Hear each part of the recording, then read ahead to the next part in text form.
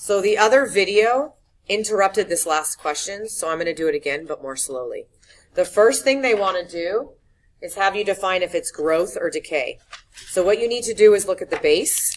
Since the base is less than 100%, it's decay.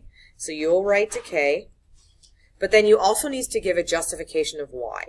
It's because the base is between 0% and 100%, and then you'll show 0.92 less than 1. That is your justification for the first part. It says create a situation that could model the function. So I could say this. I start with $17. Now because it's decay, it is decreasing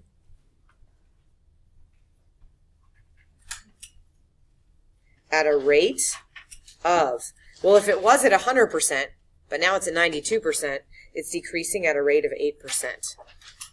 Let's say per year. Why not? I could say per month, per second, per day, per minute, per decade, whatever. So then I've created the situation below, and then I'm going to graph it. If I'm going to graph it, I need to label it. Since I said the word year, I need to write year here. 1, 2, 3, 4, 5.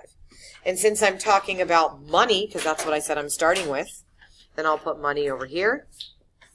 I don't know what the y values will be because I haven't calculated them yet. So what I need to do is get a calculator. And I'm going to do this. I'll start with 0 because I feel like 0 is the easiest. If I take 0.92 to the 0, anything to the 0 is 1, times 17 is 17. I don't need a calculator for that.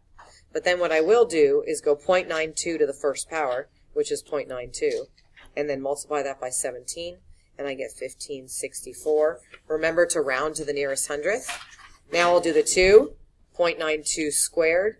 So I'm going to go 0.92 to the second power, and then multiply that by 17, and I get 1439. Remember, we're rounding.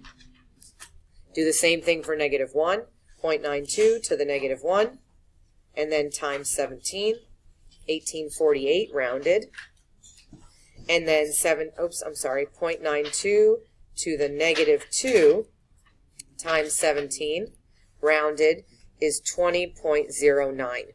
Now that I see all of my numbers, I'll go by 5s. I think on the last video I went by 10s, but I don't really want to this time. So I start at 17, and then I'm going down to 15, and then I'm going down to 14. And so if you know exponential decay, it looks like this. And honestly, you show me that, and I'm a happy girl. Okay, study for your quiz. Thank you.